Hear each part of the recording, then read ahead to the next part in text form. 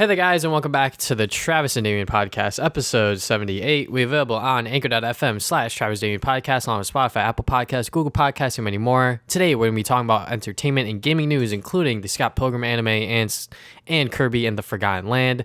Then we'll get into our recent activities, such as Demon Slayer Season 2. Lastly, our thoughts on the Twitch TV watching meta.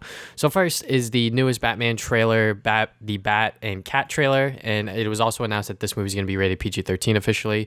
First we'll talk about the trailer. I think that this trailer, once again, does a good job demonstrating what Matt Reeves is going for this iteration of Batman, and I think a lot of people are behind it, including myself. I'm very excited to see how this movie does, whether it does come out in March or not. I know that they also announced that this was going to come to HBO Max sometime in June or something like that. This looks like a very faithful rendition, very new version of the Batman character, and I cannot wait to see how it turns out. Yeah, I mean, it looks good. Like, I think the first trailer might have been a little stronger. I mean, this one still looks pretty nice and stuff. Like, it shows more of like how, I guess, the tone of the movie is going to be. Like, there's some cheesy lines in there. Like, Catwoman was like, I got 9 lives or whatever. Yeah. Okay. But, that's not really a bad thing or anything. Not every Batman has to be like super uber serious. Like the Christopher Nolan ones where they were like, more played straight. Like, this could be a little more silly if I wanted it to be. But it still looks like it has that Batman charm to it, being all gritty and stuff. Like, I like a lot of the all the costumes look really good. Like, the sets look nice. Like, everything about it looks good. It was just have to see when it actually like comes out and stuff. But yeah, I got good vibes from it. DC is usually pretty hit or miss with a lot of their movies, but Batman usually hits the mark. I know even like Dark Knight Rises, which I know some people don't really like that much. I thought it was still pretty good. So yeah, Batman movies usually like hit pretty well. So let's just hope this one hits as well, because now with they add the at the end of everything. So the Joker, the Suicide Squad, those two movies have been good. So hopefully the Batman could be another hit right there. I'm not the biggest Batman fan ever. Like I enjoy the movies and casually just enjoy whatever he makes or whatever, or not he makes, but whatever DC does with Batman. So I have some hopes for this. Hopefully they can make this into maybe a trilogy if they want to. It doesn't have to be, obviously, but and hopefully they don't ruin it like Wonder Woman with the second one for that, because I thought the first one for Wonder Woman was good. So, but yeah, from what I'm looking like here, it looks pretty good. Yeah, and going back to Black Cat and sort of like her lines, I believe Cosmonaut Marcus, he tweeted on Twitter, like, I don't think Black Cat will ever say a line and it's not going to be like corny or cheesy or whatever the fuck. Yeah. And I'm just like, yeah, it's probably right because of just how that character is. But yeah, that is kind of funny. The movie being PG-13, I think that was kind of expected.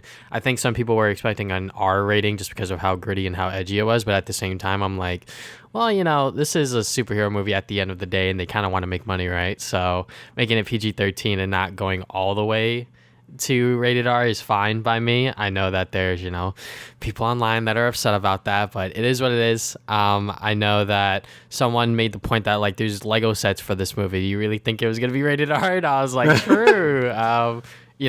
Like I said, merchandising is a big part of these movies, and which is why a lot of studios, especially the superhero movie ones, they are very hesitant on making a R-rated movie because they're limited on the merch that they can make from then on out. So yeah, I think it also just depends on how popular the character is. Like, even like Venom, right? Like, I know a lot of people want Venom to be R, but I think Venom is such a popular character. A lot of kids like Venom. I mean, I love Venom as a kid and stuff. So they probably wanted it to reach as many audiences as possible, so they could buy like Lego sets and shit. You know what I mean? So it makes sense they want to make it just R. Like, if it fits the vision really, really well, like Joker, I can't really see that being PG-13 at all. Same thing with the Suicide Squad, but I feel like those movies have less marketability as sound like Batman or whatever. I mean, I know this is all like speculation or whatever, but kind of seems to be the case. Like, they don't really want Batman to be like a rated R thing because that'll just make it less people will watch it and stuff. But it doesn't need to be R though. Like, I think Batman could work as a non-R movie, not like the Joker where I feel like that kind of had to be R, or same thing with Suicide Squad. So I don't think it's that big of a deal. So, and like you said, I'm making Lego sets of it, so we can't really expect much. Yeah, I definitely agree with you. The movie is still scheduled to release in theaters exclusively March 4th, and then sometime on HBO Max a few months later. All right, so next bit of news here, we got Morbius has been delayed, or Mobius, whatever. Has been delayed. I said Morbius, like fucking Sonic. Yeah, it's been delayed to April 1st. So it was supposed to be coming out, I think 2021, wasn't it? Yeah, it was supposed to come out, I believe, this month at the October. end. Oh no, not October. It was like yeah. I mean, It was supposed to be, it was supposed to come out a while ago, but yeah, yeah. it was supposed to come out. Yeah, it got delayed like a bunch. Basically, this says that because of the Omicron surge and stuff, which makes sense. They want people to see the movie in theaters, so they're probably delaying it, hoping the Omicron like variant will just go away by then, which is looking likely. It looks like the variant is like slowing down and stuff. It might be gone by the time spring hits. So that's probably what a lot of like movie companies are hoping for, which makes sense. More money, and I think these companies like to see their movies as like, oh, #1 box office. Like Disney probably really enjoyed that with Spider-Man, right? It's like, oh yeah, we got those big money like stuff, and like got a bunch of attention because it was in theaters and stuff. So yeah, makes sense why a lot of companies would try to push for like not trying to release movies right now, and I don't think a lot of movies release early in the year anyway, so it's like it's fine. In terms of the movie itself, I still don't know what to think about it. This whole Sony verse, I guess, like with Venom and now this, and whatever else they want to make, I guess. It's kind of these movies still feel very like early 2000s superhero movies, which they have their charm. I know a lot of people like the Venom movies because they're corny and stuff, and it's not meant to be taken as seriously as something like maybe the MCU a bit or whatever, but I still wish they were like full control. At least like Venom. Like I don't know. Like, I might watch it. Like I still haven't watched the 2 Venom movies. I might give them a watch just to like say I have and stuff. And yeah, this movie looks fine as well. But I guess we'll see. I think the delay will always be nice, so they could touch up any CG work or whatever, post production, whatever they have to get done. And more people can join the theaters because I also miss theaters. Like watching Spider-Man in theaters was a really nice experience, and it's something we weren't really able to do for a lot of like the last like few like 2 years because of COVID. So I think it's good that these companies want to release their movies in theaters, even though streaming is also good. But yeah, the theater experience will never be beat in my opinion. So yeah, 100%. I think that some people are fine with the idea of watching a movie on Netflix or whatever, but personally, going to the effort of going to the movie theater and actually sitting down with other people in a big empty room sort of thing, and that experience will never be sort of replaced. But for the movie getting delayed itself, I mean, it is what it is. At this point, this movie has suffered so many delays. At this point, it'll come out when it comes out, right? And I think that some people, they are saying that it is because of COVID, but there are some people speculating about other things. I know that Michael Keaton recently, not recently, but like a few months ago, he was on like some sort of late night talk show, and he said that, yeah, I'm gonna go shoot some Vulture stuff soon. And I was like, what the fuck? I think that likely ties to a Morbius end credit scene, or maybe some extra scenes, some reshoots. And then there's other people speculating about a certain Spider-Man coming in for a post-credit scene after No Way Home. Not going to spoil anything, but yeah, I think that a lot of these theories and a lot of these sort of speculations can be true and can be exciting. We just have to wait and see, because like you said, this whole Sonyverse thing, especially with how many hints this movie in particular hints at other Spider-Men. I mean, directly Michael Keaton's Vulture is in the movie, and then you have other things hinting at Sam Raimi's Spider-Man. The Oscorp building is straight up in the movie as well. Like there's a lot going on here, so I wonder on how this movie ties into everything else and where it takes place, because it seems like it's in its own Sonyverse world, separate from like literally everything else. So yeah, it's gonna get weird. It's gonna get really confusing for a lot of people. So if you're not in the know, then yeah, good luck trying to follow any of this. Yeah, trying to explain your older grandmas to what's going on within these Spider-Man movies is definitely gonna be interesting. But yeah. Either way, I'm gonna see this movie maybe in theaters, maybe not, depending on how good or how bad the reviews are. I mean, obviously, when I saw Venom, it was a different time, but now because of the pandemic, I'm definitely gonna be a little bit more hesitant on whether or not I'll see this movie when it comes out on April 1st, April Fools. So a little bit of a strange date, but maybe fitting for this movie. All right, so next bit of news we got here is Scott Pilgrim is getting an anime series on Netflix. So yeah, this is kind of exciting. Creator Brian Lee O'Malley is writing and executive producing the series, which is very, very exciting. I always like it when there's a adaptation of something and someone that actually was behind the creation of said thing is working on this adaptation. So very cool to see him behind it. I think that this can 100% work for Scott Pilgrim, just because Scott Pilgrim was originally a graphic novel, and then the actual live action adaptation wasn't so bad, and is kind of has its own cult following because of Edgar Wright's directing and how that movie was sort of transformed into that movie.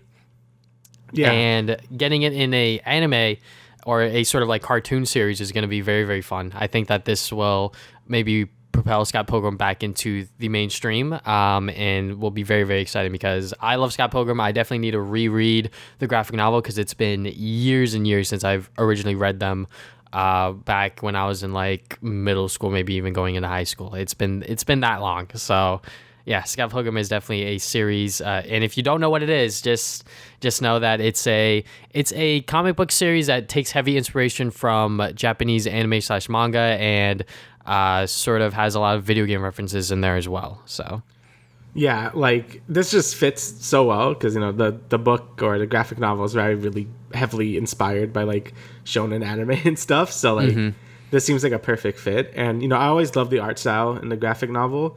And Adult Swim actually did do like a little short about Scott Pilgrim. I don't know if you remember this, but it did that. I'm like, yo, this would be sick if it was an actual thing, and it never was. It was just mostly just to promote the movie, which is fine. But I've always wondered, like, oh, they should do like an animated series or something. And now it looks like Netflix is doing an animated series. So yeah, I always really like his art style a lot for the Scott Pilgrim graphic novel. So they could like put that into an animated series with like awesome fight scenes and stuff. That'd be awesome. I'll love that, and it would really help, I guess, the series like reach a new audience and so obviously they don't have to like add more to it. Like I think the series ended fine, but just bring it to more people is always a good thing because I think it's a fantastic series, and I really hope he makes more stuff because I think he's done a few things since Scott Pilgrim ended, but he hasn't like made anything as big as Scott Pilgrim. So I hope he does like make something new like after this, but I'm always down for more Scott Pilgrim content. It's like one of my favorite things. So yeah, definitely looking forward to this because I think an anime, if they have like an anime studio making this, that that'd be sick. Yeah, definitely. And I think that one of his more recent sort of series is Snot Girl, which I've seen in like comic book stories, but I've never actually like picked up. But yeah, I know a lot of people are wanting a sequel to Scott Pilgrim, but like you said, I think that it did end properly. But if he does have more stuff, with these characters, I think that a lot of people would like to see that. But I think he's said on the record time and time again that he doesn't want to create more Scott Pilgrim stuff outside of like, I guess, adapting it into other things, and anime series is one of them. So that is pretty exciting. We have no idea when this is gonna come out. I doubt it'll come out within the next year or two. This would probably take a while, especially if he wants to get it right. And I'm sure he does. So yeah, Scott Pilgrim anime series going to Netflix. So that is definitely something to look forward to, and I'm pretty excited about it. Yeah, hell yeah, dude. Like, I'm really happy about all the Scott Pilgrim, like, good stuff, like, with the movie's anniversary and then the game coming back. Like, it's been good. All right. So, next thing we got is E3 will now be a virtual event again in 2022. So, there's a lot of things about this. So, like, they're saying it's because of Omicron, which makes sense. But we kind of know, like, a lot of health experts have been saying, like, Omicron might not really be a thing by the time summer rolls around. So, it seems like that seems to be kind of like a, it's a good issue, obviously. Like, COVID's still going to be around. It's not like it's going to go away once Omicron's gone. Maybe another variant or whatever. But it does seem to be a lot of other things behind the scenes with E3. Like, there's been a lot of talks that just hasn't been able to grab as many people as it used to do. Or a lot of people are just mad at ESA for just being kind of assholes and stuff. Like, like they cost, to have like your venue there costs like way too much money and it's not really worth it. A lot of companies would rather have the spotlight just on themselves, so that's why you see a lot of companies do like our own Nintendo Directs or whatever. Like they've been kind of like doing their own things and stuff. So yeah, I think that's like all that plus COVID has been really hurting E3 the last few years, and I think that kind of sucks because I still really like E3. I know a lot of people say, oh, it's just like cringy stuff and like you just got like fake trailers and stuff, but I don't know. I still think there's a certain magic around it, and honestly, I love the cringy shit. Like that's what makes it funny.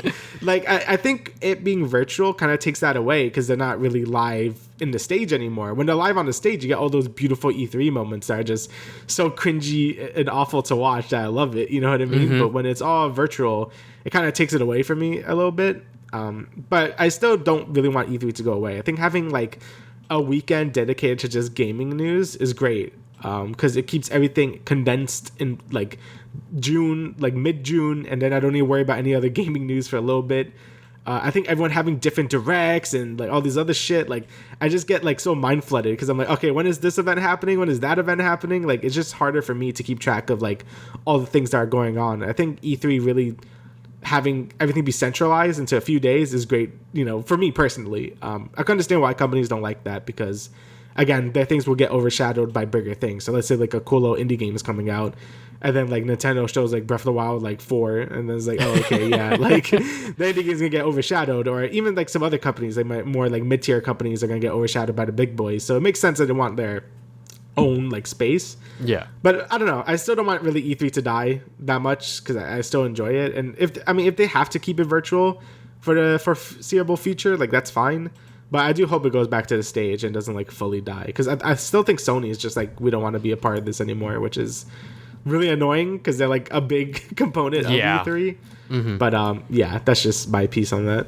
Yeah, especially because Nintendo pulled out of their presentation years and years ago, and they still have a presence there, obviously, because they want people to try out the new games and wait on lines for that sort of experience if they want to have it, sort of thing, you know, like, yeah. I remember when people were like, yeah, you know, I waited online to play Mario Odyssey for like hours and hours, and, you know, they viewed that as worth it to them because that's what they went to E3 for. They went there to play the new games super duper early, and I think that as an event in and of itself should still be honored and should still be celebrated because video games are exciting. And, you know, like you said, the sort of moments and those memories of the cringy on stage moments with like Kinect failing, sort of Wii Music. Yeah.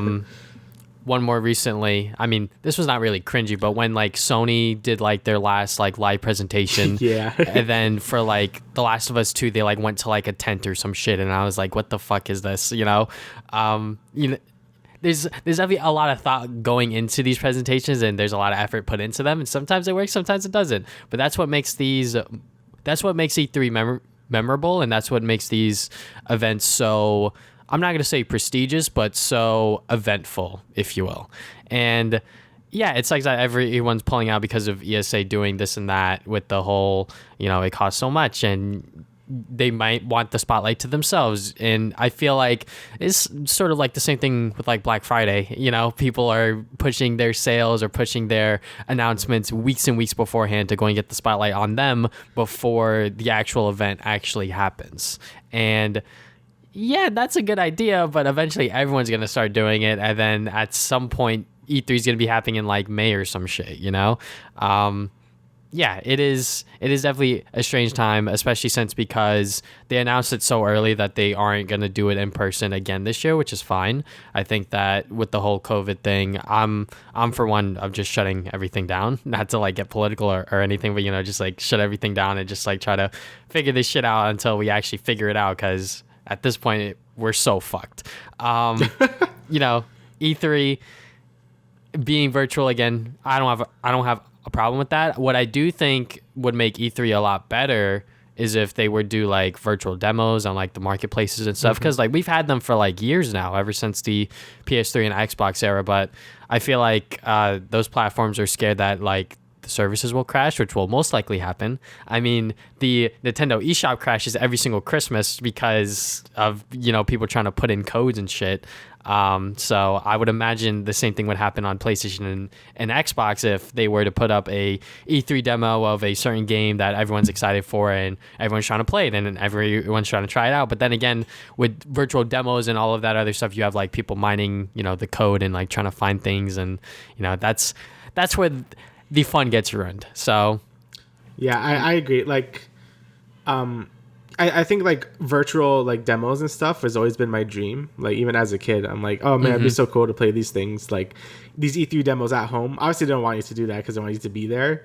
But I think now with this virtual environment, I think the way to further like increase engagement or people to really care about E3, I think there should be like a dedicated like, yeah, you can play these demos for like these next 3 days or whatever.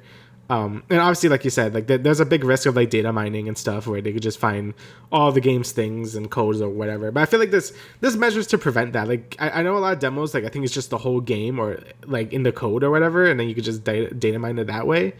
They could just maybe section it off. Again, I'm not like, I don't know anything about this, but I feel like there's ways to prevent that from happening. And if you can find a good way to prevent that from happening, I think virtual demos and like just ways you could just download them online would be a great way to make E3 like exciting for a lot of people again. Because, you know, people want to play these new games, and if you could let them play a mission or a level or whatever, I think that will really get people excited. So. Like, imagine if we could play like Marvel's Spider-Man 2, and like we could play like a mission as Miles and a mission as Peter, and like see you know how the new mechanics work or whatever, you know, and like that would be pretty exciting. But I'm sure Sony's servers would just shut down instantly, because that is 100% one of their most anticipated games for the PlayStation 5. But then again, not everyone has a PS5, so you know there is that thing as well, where you know there's not a lot of PS5s on the market as well. But anyways, you know, it is definitely strange to see E3 shift towards this virtual route again.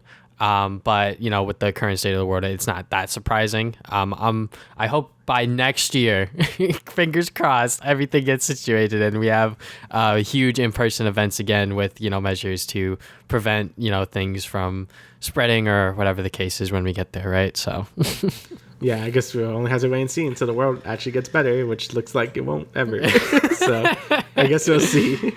Growing up fucking sucks, but anyways, we'll move on from there. I think it's your turn. Oh, okay, my bad. All right. So we got the PlayStation 4 is going to continue doing production as PS5s are still very, very hard to get. So the news line everyone's been looking at is that Sony's making more PS4s to deal with the PS5 shortage, which is not entirely true. That's sort of like a clickbaity title. But what they're doing is that they're still producing PS4s as they were previously from last year in 2021. So they were expecting to stop production last year, but they haven't formally announced it. But someone inside of PlayStation or whatever, I guess found this out and like told someone. So they are going to continue making PS4s going into this year, 2022, and they aren't going to stop production. Not saying that they're going to make more than they did last year, but they're just going to continue making PS4s, which is fine. I mean, you know, it is using older hardware, it is using different parts, so it's not like interfering with the PS5 shortage necessarily. It's literally because people are scalping them and people are using bots, and it is literally the most prized sort of console to really get at, including the Xbox Series S and X. So yeah, it is definitely going to be still difficult, especially because of COVID, because I'm sure that these factories are still doing COVID protocols, and there's also shortages with just like supplies and hardware and everything like that. So, you know, we are far from, you know, the PS5 being available on store shelves yet. You know, a lot of these retailers and a lot of these websites are doing online only and online pickup. So yeah, PS5s are still going to be a very, very rare commodity to come by and very in high demand as we go into the next holiday season for this year. So yeah, I mean, it makes sense that they're still continuing production on PS4s. Like, usually companies don't stop making the last gen console until a few years into the new gen, and especially with all the shortages and stuff, it really wouldn't make sense to just stop making PS4s when no one can get PS5s. And you know, Sony probably still wants to make some money off the PS4, and it's not, you know, PS4 is far from like dead, at least from the, I mean, yes, they're not getting new games really anymore, but there's still a ton of games out there, and if you want to get a PS4 probably on the cheap, then yeah, just buy it. I mean, if you would rather just get a PS5, I should just wait for one because you can play PS4 games. But yeah, it doesn't make sense for Sony to just stop making PS4s. So this Sony continuing production of PS4s makes complete sense, because I think they were still making PS2s well into like the PS3 era as well, just because the PS2 was such a successful console and stuff. So it makes sense. Like the PS4 also had like a ton of success. So it wouldn't make sense for them to just stop. But hopefully this means that PS5s will come back. Like, you know, they'll make more. Travis and I are very lucky to even have PS5s when we did, like so early. Because we were just honestly we were just lucky. I'm gonna be honest. We were at the right place at the right time. Yeah, we were both like just here at home, and we were just like, I'm gonna buy this shit like immediately. And it helped that like the Xbox Series X and S's were like they had like a countdown timer, so that probably made people with like bots rather like, okay, we're gonna snatch them all up. Sony kind of just be like, oh, they're out now, just get them now. It's just like, oh, what? So yeah, we were lucky that no bots were probably prepared for that, and we were just able to snatch them up real quick. So, but I don't really know who to blame for this. Like, it's just the world, honestly. Yeah. Like COVID, with the microchip shortages and stuff, and scalpers and stuff. Like, it's not much they could really do about it. And honestly, like, you're not missing too much by not having a PS5 just yet. Like, there's Ratchet and Clank, obviously. Like, I mean, I would like buy it from a scalper at this point if I didn't have it just to play Ratchet. But if you weren't like a big Ratchet and Clank fan, you have that and Returnal, and that's about it.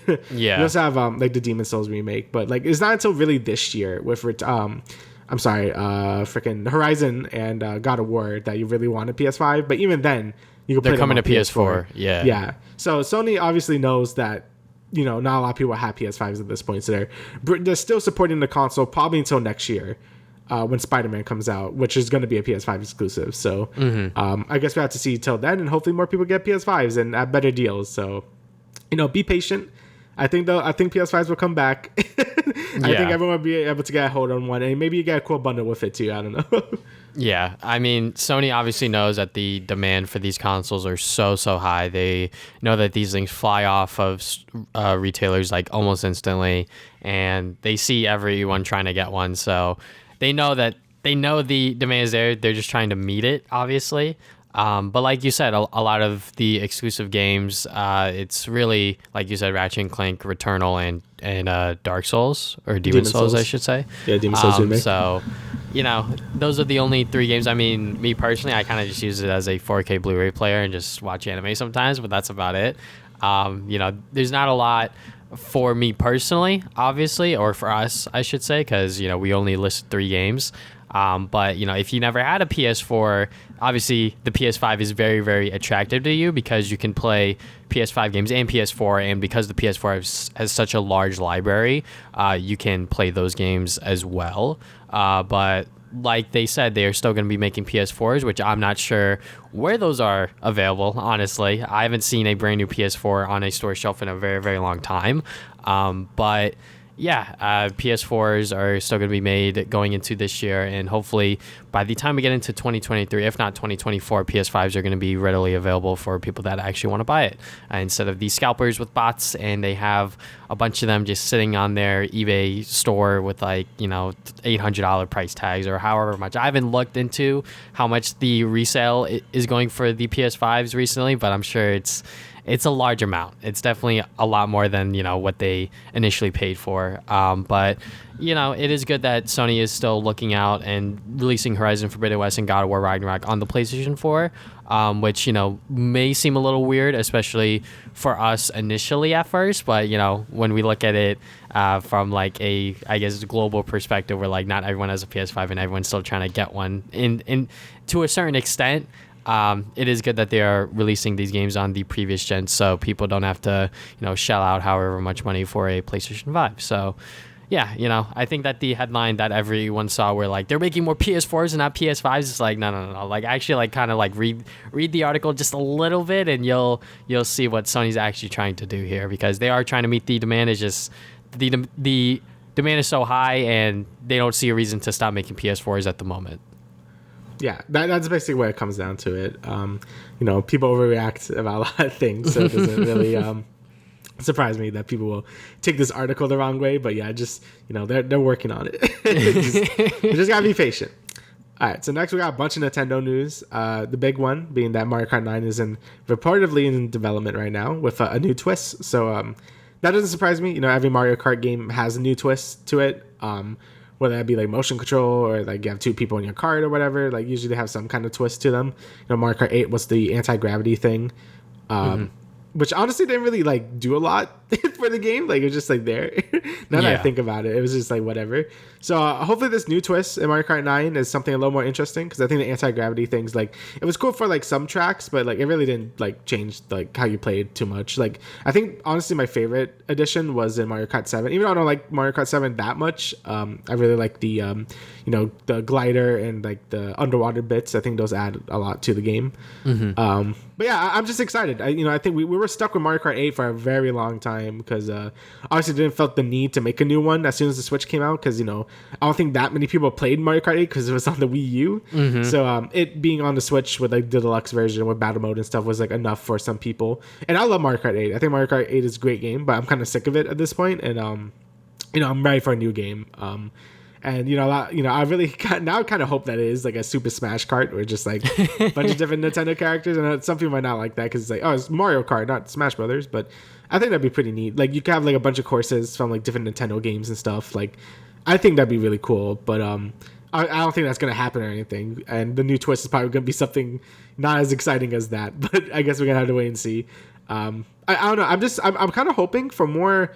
I know this sounds dumb, but I kind of hope there's more single player content because my favorite Mario Kart game is Mario Kart DS, and it had the mission mode with like boss fights, and I thought that shit was so cool. Like I still think that's really cool, and no Mario Kart game has ever really done that since DS. So I'm hoping they did that. I think Mario Kart 8 was very light on single player content, which I know is not why people really play Mario Kart. But it's nice to have some kind of single player content. You know what I mean? Like just a little bit of something besides just doing Grand Prix and 150cc or whatever. So I hope Mario Kart 9 is a little more content rich in that regard. But besides that, I think the online in 8 was good. So if it could keep that with 9, then that's fine. But yeah, that's kind of all I really hope for Mario Kart 9. Yeah, I mean Mario Kart 8. I mean people still buy that game because it is the kart racing game for the Switch and. For a damn good reason. It is a very, very good Mario Kart game, and I still think that it is the best one in the series just because it's the newest one, and it feels like that they've done everything that they can to make it like the best that it can be in a sense. The anti-gravity stuff I'm fine with. It does make the tracks interesting in a way where during the anti-gravity sections you can like sort of like hit these those like anti-gravity pins or whatever and you can like get a boost or like do it on like other players or whatever, and like that's fun, that's cool, but like you said, the underwater and glider stuff was definitely a lot more impactful within 7 for the 3DS. So Mario Kart 9, whatever that twist is, I hope that it is satisfying enough where it does feel different from other Mario Kart games and actually adds to the gameplay, just like what the previous sort of like what the previous editions did for the series. And yeah, I mean, with the new twist, seems kind of interesting. I think a Smash Bros. Kart would be cool, but I'm not sure if that's going to happen. Maybe a couple of more characters. Maybe they'll still bring in the Animal Crossing characters and the Zelda characters, and then maybe Kirby or something like that. Like I think that would be cool. But other than that, I'm not expecting too much. I think that, like you said, the sort of dedicated tracks from those series were always interesting. So I think that them bringing in more IPs from Nintendo into Mario Kart 9 could be cool. But obviously, this is all speculation because we don't know what they're going to do. I think people have been wanting Mario Kart 9 for so long, which has been kind of weird in my opinion, just because I feel like Mario Kart 8 is really, really good, and I feel like that there's no reason to have a Mario Kart 9, but maybe at this point people are getting tired of playing the same old tracks over and over again if they're like a hardcore Mario Kart player, so they might want something new at this point, especially because when you consider 8 released on the Wii U, it's been years and years and years at this point. So and like you said, the single player stuff, I think that could be cool. I haven't played any of that Mario Kart DS stuff, but I think that a sort of like mission mode and sort of a actual like single player, maybe even like a story mode could be kind of cool. I don't know how you would make a Mario Kart story mode. They've done it with the newest Mario Tennis game. So I was gonna say they made it like a tennis and golf story. So I'm sure they could do a Mario Kart like story type deal with some single player content. So again, that's really the only ask I'm asking for. Just to give something, because I'm pretty bad at Mario Kart. Online, I'm just like I'm always like A for whatever. So having something like that I could feel good about myself. That'd be nice. Yeah, and I think I'm not sure if Mario Kart 8 did this, but unlockable characters, I'm not sure if you have everything unlocked from the start, because I remember in Mario Kart Wii there were a lot of unlockable characters, and that was one of the main things that drove my brother to actually like play the game and sort of like quote unquote complete it, was to actually unlock every single character. So I'm not sure if that's sort of like a thing of the past, because I feel like, in-game unlockables is sort of like not a thing anymore just because of microtransactions. So maybe they could bring that back. I think that would be fun. You complete 150cc on this car with this character, maybe. I don't know, something cool like that. Yeah, I agree. I think the only unlockable in 8 was like Pink, Gold, Peach, and like Gold Mario. I think if you did like something. Never mind. I actually bring back like cool unlockables. You know what I'm saying? Yeah, I agree. Like I feel like mostly because like the characters in Mario Kart are, like they don't really do much besides like, oh, they look cool. Like I want to play as like Birdo or whatever. Like I feel like that as an unlockable. It's not like Smash where like Smash unlock everything too, but it's not like Smash where like, oh, that's your play style. The unlock is always annoying. When Mario Kart is just like, who cares? Like it makes sense that you can unlock them because it's not like super essential, but it's like something you want. So I think I agree that unlockable characters in Mario Kart should be a thing again. Yeah. But other than that, you know, Mario Kart 9, they'll show us when they are ready to show us it, you know. But yeah, we'll just have to wait and see, as always. Yep. All right, next one we got here is Kirby and the Forgotten Land, copy abilities and co-op trailer. So they randomly dropped this earlier this week, just like in the morning, and everyone was freaking out about it. So I'm glad I'm not the only one super excited about this brand new Kirby game. So they showed us some new copy abilities, which is super duper cool. Kirby has a gun, so that was definitely memed to hell. And seeing Kirby in the 3D plane once again he looks great, honestly. He looks so cool. And the game is actually scheduled to release very, very soon, March 25th. So, yeah, and I am very, very excited for this game. If you watched my dedicated video where I talked about my most anticipated games, I believe this was within my top 3 or something like that. But yeah, this game, it looks great. You know, I love Kirby games just because they're so fun and so chill. And this game looks like it's going where I want it to go in terms of like the 3D sort of plane. So, and the new abilities look super duper cool. I already mentioned the gun, but there's also like this drill one, and that one looks kind of fun as well. So, yeah, I'm glad that they are, you know, still doing Kirby things while also transitioning into this brand new 3D adventure. Yeah, I agree with everything you just said. Like with the copy abilities, you know, obviously gun. Like that's a meme. And it looks fun, you know, it's just a gun. I'm surprised there hasn't been a gun ability before this, honestly. I know, you know, when he sucks Joker, he gets it, but that doesn't count. And you know, I think it's cool, like the drill ability shows that, you know, you could do more things now that's in a 3D plane. Like Kirby that was able to circle around this enemy with the drill and then do like a big move if you make a circle with it. I think that's pretty cool. You know, it's obviously something you couldn't do in a 2D plane. And yeah, just the game graphically, it looks really nice. Like, you know, it looks like it's running smooth. Like, I don't really see too many frame dips or anything. Just graphically, I think the super bright color palette, like, is really nice. Obviously, for a Kirby game, you want it to be nice and bright and colorful. And it just looks really good. Like, just graphically, I'm, like, really impressed with how, like, good it looks for a Switch game and how well it runs. You know, it looks like the level design is going to be more like 3D World because...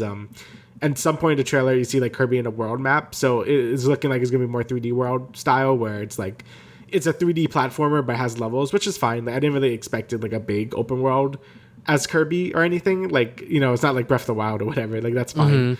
Honestly, I think more 3D platformers should kind of be like that, where it's like, oh, it's just like a level based thing, but still like a 3D platformer. Like, you know, like Crash Bandicoot's also like that and stuff. So I think that's totally fine. And as a big Kirby fan, I'm just very excited. You know, I think Star Allies was good, but it was kind of disappointing because like we kind of wanted something a little more now that it's on Switch. And I'm happy that it were like, okay, we're finally going to do something new with Kirby. You know, I think Kirby's been stuck in 2D forever. And this transition to 3D looks great. Like, I think they're keeping that core gameplay design of, you know, taking abilities, going through the level and stuff, but just making it 3D. And I think that's great. Like, hopefully this game is a good stepping stone for even bigger, ambitious Kirby games in the future. But from what I'm seeing right now, it looks great. And I'm very excited to see all the new copy abilities that utilize the 3D plane. I'm very excited to see how the bosses are, because I think the bosses in Kirby are always pretty good. And now that you have like a 3D arena, I think that could make a lot more complex bosses and stuff. And yeah, I'm just excited to see where it goes and what like horrible demon you fight at the end of the game. So yeah. Yeah, I mean, Star Allies was definitely, I think, their time to be like, oh, okay, maybe we should stop doing Kirby in 2.5D, you know, because they've been doing it since Return to Dreamland, and like that game was great, and then they did Triple Deluxe, and that was fine, and then Planet Robobot, which was a lot better because I think the mech sort of gimmick was very, very fun. Yep. But, you know, Star Allies left a lot to be desired, in my opinion, just because of the whole combination of abilities was sort of teased to us, and when we actually got our hands to play it, it was not what I expected. But this game, it looks like it's going back to just, you know, traditional Kirby, but actually in 3D, which is more than enough for fans like ourselves, because Kirby's never been in 3D before, so this is kind of exciting and kind of cool. So yeah, I'm very, very excited, just like with everyone else that was on Twitter sort of memeing on the gun ability and also sharing their excitement for the game. So yeah, March 25th, a lot sooner than I expected personally. So Yeah, only 2 months away, basically at this point. So yeah, very excited. Probably my most excited Switch game. Unlike the next game we're talking about, which is Pokemon Legends Arceus. So this was a full 13-minute gameplay overview, and it basically showed a bunch of things you're going to be doing in the game. So first, in terms of performance, I think the game does run a bit better from when they've shown it the last few times. I don't really notice too many frame drops or anything. Same thing with Kirby. I didn't really notice too many frame drops or anything. But unlike Kirby, I think the game still looks really flat. The environments and textures just don't look appealing at all. I think the character designs and Pokemon look fine, but things like trees and just environments still look super flat to me and really empty. I know this is supposed to be in the ancient Pokemon times in Sinnoh, but it's a little much. There's nothing here besides some trees and minerals and stuff. But besides that. Basically, the whole game is basically what you expect. You craft stuff, just in Breath of the Wild and stuff, and you can make Pokeballs and berries and other things to capture wild Pokemon. There's a whole sneak mechanic now where if you sneak around a Pokemon and basically essentially getting a backstab, you could throw a Pokeball at it, instantly catch it if they're not aware of you, which is kind of cool. Since it looks like completing the Pokedex is the main thing in this game, they haven't really shown any gym battles or trainer battles, as I don't even think those are in the game. I think it's mostly complete the Pokedex and do other things. It seems to be the main point of the game, which is fine. I think every Pokemon game has to follow that same formula. I'm really happy that Game Freak is doing something different here. I think the open world design and stuff, I think that's the direction Pokemon should be going in the first place. And not every game has to be about the trainer battles or whatever. And if they can make completing a Pokedex fun, then that's fine. But again, I can't really say anything about that because I haven't played the game yet. But besides that, they also showed the new battle system, which I actually am pretty excited for. It basically has the agile and strong style, and if you use an agile style move or on a move, it basically increases your turn order. So usually the turn order will go higher stat or higher speed stat Pokemon goes first, and then it just alternates between the two turns. Now, if you use a speed style on a Pokemon's move, you can move multiple times in succession. So you could use Thunder Wave to paralyze someone, then you could go again, and then you could hit them with something else, which is pretty cool. I think that's a good way to evolve the battle systems without making a whole gimmick based around it. I know Mega Evolution, Z moves, and Gigantamaxing in the last few games had just felt I win buttons. You press in, that's it. It hasn't really had a lot of strategy to it. I feel this battle system has more strategy to it than any of the other things they've done over the last few years, which is good because I think Pokemon really needs a new sort of base mechanic in the battle system, because Pokemon battles are kind of stale at this point. You kind of just press whatever is super effective and you win. So hopefully the strong and agile style adds more strategic gameplay to the battles and just makes the games more fun in general, because after playing something like SMT5, it really shows how stale Pokemon is in terms of its turn-based combat, because it's just very simple. It's a very simple game, you know what I mean? You press whatever super effective and you win. But besides that, they also show some boss battles called Noble Pokemon, and these look kind of cool. Basically, it fights you as a trainer, and you gotta throw these sort of things at it to make it calm down while dodging its attacks. You just dodge roll out of the way like it's a fucking Dark Souls boss. And then after a certain amount of time, you can throw your Pokeball, attack it a little bit, then it transitions to the next phase. I think that's a pretty cool way to do boss fights in a Pokemon game, since there's not really many of those in these games. But besides that, it really is just completing the Pokedex. You do some missions to catch some things for people. You fulfill the Pokedex by doing certain requests and stuff. And that looks about it. Obviously, there's they didn't really show much else. It looks like you could explore the open world maybe for some chests, maybe maybe there's some treasure around, more collectibles. But for the most part, the main gameplay loop seems to be do missions, complete your Pokedex, fight the Noble Pokemon, which is the boss fight, and probably repeat to the next region of the world. So it really is going to have to depend on how well that gameplay loop works and how fun and addicting it is. If not, I think the games are going to feel really repetitive really fast, and won't make for a really good game because it'll feel very content light. But again, I can't really judge it yet because the game hasn't come out yet. I've already pre-ordered it because I'm a shill and I'm gonna buy it. Fucking whatever. doesn't want to talk about it on the podcast, so I'm gonna play it. I'll let everyone know how it is. I mean, I'm excited at something new, but I'm still like scared that it could like suck. Yeah, I mean, I'm definitely gonna try it out. Hopefully, if the funds are right, I'll definitely try it out just because this is the jump to the open world for Pokemon, and I am kind of interested to see if they're actually able to pull it off. Especially because, like you said, it looks like that there's no gym battles, and they're taking a complete different direction with the series and sort of having like a new gameplay loop, if you will. So, yeah, I mean, it does look interesting. It does look like that there's a lot to sort of learn here, if you will, quote unquote, for Pokemon fans outside of, the normal, you get your starter, you go to the first gym, the second gym, et cetera, and you go to this route, whatever, it's sort of like actually like an open world game where like, there's a lot going on here. There's a lot of different things, and because it is taking place in sort of like the ancient time of Pokemon, it looks like that there's not a lot going on here. So like you said, it does look a little bland, a little flat. I'm not sure if it's because of the shell shaded graphics and how like they did it or whatever, but yeah, it doesn't really pop out the way you would hope, I guess. But yeah, we're just gonna have to wait and see. Hopefully early reviews, if there are any for this game, aren't that bad. Yeah, it really just depends on how it goes, really. Like, at this point, I just need to play it for myself, because from what they're showing, I'm like, all right, this is what you showed me the last few trailers, so I guess this is just what the game is. So, yeah. All right, so next bit of news, we're going to be talking about spoilers for Spider-Man No Way Home. So if you don't want to be spoiled by it, if you haven't been already, skip to our recent activities, which should be timestamped within the description of the video or the podcast episode, wherever you're listening to. So, yeah, Andrew Garfield, he talked about Spider-Man No Way Home and his potential of returning as the character within the Variety and ET Online interviews that he did.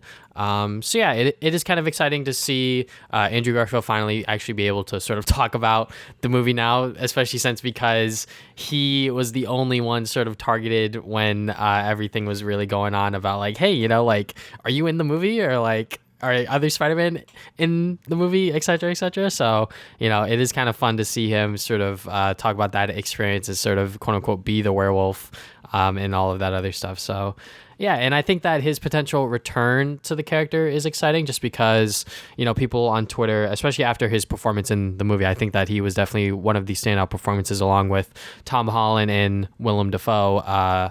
Like he was great. He honestly performed so well. Andrew Garfield is such a good actor, and I think that a lot of people recognize that after watching this movie, and which is why people were trying to make Amazing Spider-Man 3 trend on Twitter, which I don't think that they should make Amazing Spider-Man 3, in my opinion. Like, I would like to see him in other Spider-Man things as Peter Parker, but I don't think that they should make a follow-up movie to Amazing Spider-Man 2, just because, those movies are so fucked, honestly. Yeah. They're so screwed with the whole, like, Peter's dad storyline and, like, everything else that was going on within those movies, I would love to see Andrew Garfield back in the role, obviously, but I think that him being in, like, a Venom movie or, like, using Andrew Garfield as the Sonyverse Spider-Man is a fine idea and I think could work very, very well. But obviously, Andrew Garfield said that, like, he would only return it if it felt right, which is understandable, makes sense, because I think that he knows what he wants within this sort of Peter Parker role now, especially after,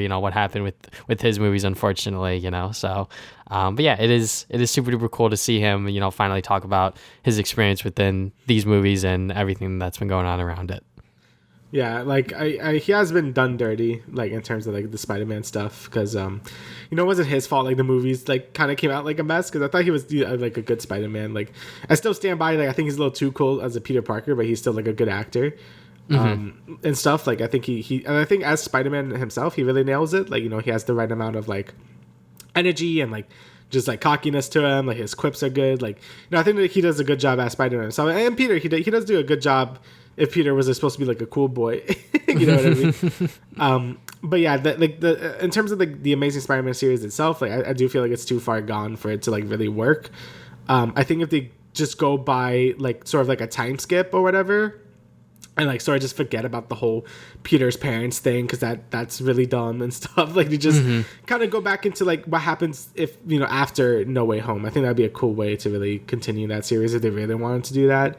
I think it'd be better if he just stays as like cameos in like, you know, in like in Venom or whatever like the Sonyverse movies are gonna be and stuff. Like I think that would be a fine way to have him still be Spider-Man and like not have such a big commitment to it. 'Cause I think it's gonna confuse audiences as well. Like it's like, oh wait, Amazing Spider-Man 3, huh? Like what's this? Like then like that movie that came out in like 2012. You know what I mean? So yeah, I feel like it would just kind of be a mess if they start doing like you know, Amazing Spider-Man 3 or Spider-Man 4 and stuff. You know, like I feel like that'd be too much. So I think Andrew Garfield, you know, he's a good actor and stuff, and I'm happy that he's like, you know, happy with the character now and stuff. Because you know, I would have probably some resentment towards, you know, the character if like I went through all that and then people didn't like it and then like, but it wasn't really your fault and stuff. So I'm happy to see him like really enjoy the character again and how much respect he has for the other Spider-Men as well. I think that's really wholesome. So yeah, he's very, very grateful that, as he said in the Variety interview, to sort of tie up the loose ends that he had with his Peter, which I think that if you watch the movie, obviously you can definitely tell that they wrapped up his story in a way that like made sense, even if he doesn't get more roles. I think that, you know, seeing him in No Way Home made sense, and the way that they used his character with him saying like he doesn't hold his punches and like him actually saving MJ, you know, that was one of the moments I think a lot of people were hoping for, and I'm super duper glad that he actually got that moment within the movie, because, you know, obviously that messed him up like very, very greatly, and I'm glad that, you know, Andrew was actually able to relive his role as Peter Parker and sort of have this experience. And, you know, I'm glad that, you know, he didn't sort of turn the role down just because of like everything that happened before. You know, I think that when he was talking about it, he said like once he was pitched at like, you know, all three Spider-Man on screen, he was like, as the fan in himself, he was like, yeah, we have to make this happen, you know, like that is just super duper cool, super duper dope that he is still like a fan of this character, and that he knows how much this character means to everyone else, even his rendition of Peter. And I'm sure that he noticed all of the sort of like fanfare around Twitter with Amazing Spider-Man 3 and everything like that. So, you know, whatever happens with Andrew Garfield's Spider-Man, I am hopefully seeing more of him in the future. There are rumors and speculations about you know, Sony trying to get him in on other projects and things like that. So hopefully it happens, and if it doesn't, I'm fine with that too. But I think that Andrew Garfield, you know, you can tell that he loves this character and he loves playing Peter Parker, and I think that a lot of people would be very, very excited to see him in, you know, whatever comes forward for him in that character. Yeah, it's gonna be interesting what No Way Home really does to expand, I guess, the Spider-Man universes. Like at this point, like I don't know if Tobey's gonna do more stuff now. You know, Andrew Garfield's probably gonna be in some stuff now. Like it's gonna be very interesting to have like 3 Spider-Man maybe all at once. Like again, I think that's gonna confuse a lot of people, but as like fans of Spider-Man, I think that's really cool. I don't think they have to, because I think No Way Home did a good job wrapping everything up anyway. But I would never say no to more Spider-Man. So as long as it's done right. Yeah, as long as it's done right and not like cash grabby or like too dumb, I'll be happy to see more of it, honestly. So like as long as it gets some Spider-Man versus Venom action, like even if it's gonna be Andrew Garfield versus like what's his face? I forgot his name now. Tom Hardy. Yeah, there you go. Like then I'll take it. All right, so now let's talk about our recent activities. So I'll let you go first, and then we'll transition into my stuff.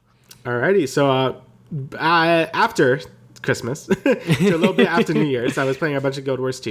You know, I finished Endwalker, so I'm like, okay, let me go back to Guild Wars 2 because I haven't really played it in a while, and the new expansion comes out at like the end of February, so I should like catch up all the things I missed. And you know, Guild Wars 2 is still a fantastic MMO. It's like really the first MMO I really got into because you didn't need a sub fee. Like I wanted to play WoW for such a long time, but you know, I wasn't going to convince my mom to pay $15 a month. Like there's no way she was going to do that. So I just, you know, kind of stayed away, and MMOs always fascinated me. And it wasn't really until Guild Wars 2 came out in like 2012 where I was like, oh, it's like a buy once and that's it. You can just play the game forever. So I'm like, oh, that's sick. So I played it and then fell in love with it.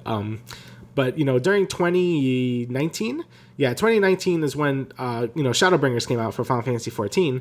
And I'm like, awesome, you know, that's great. I love 14, so I'm excited for the new expansion. But Guild Wars 2 didn't release its next expansion. Instead, they like did some other shit called the Iceberg Saga, which to ArenaNet said it was like, oh, this is expansion worthy content, but it's not an expansion. I'm like, okay.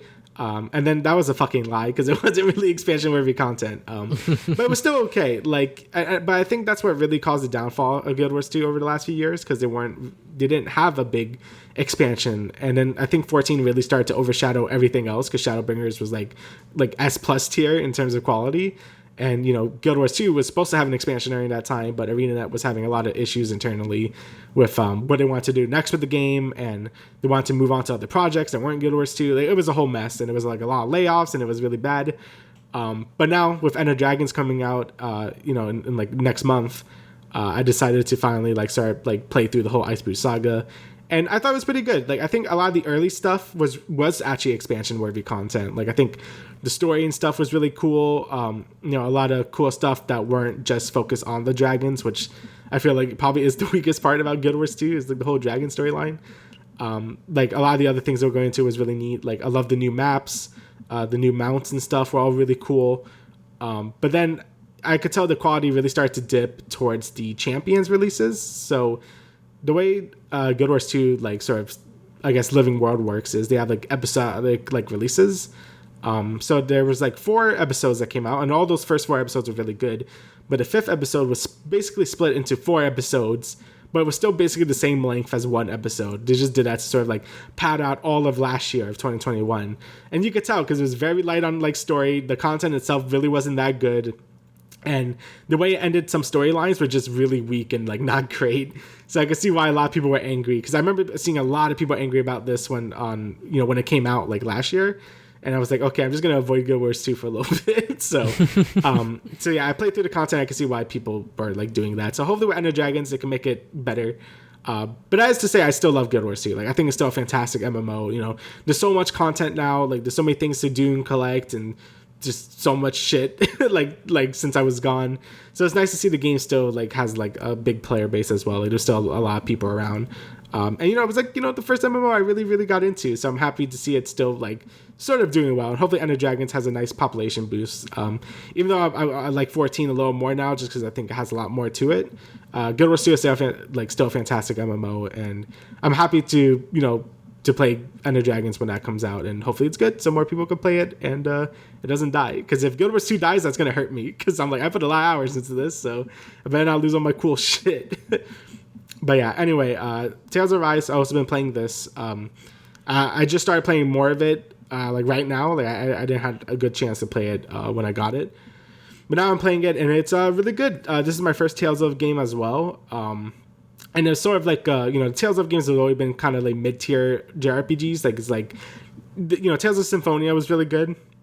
But after that, it's kind of just been a little, you know, they've been having hit or misses and stuff. It wasn't really like too many like exciting things about the series. Tales of Arise really want to fix that by making the game like just bigger, like better graphics, like better combat and shit.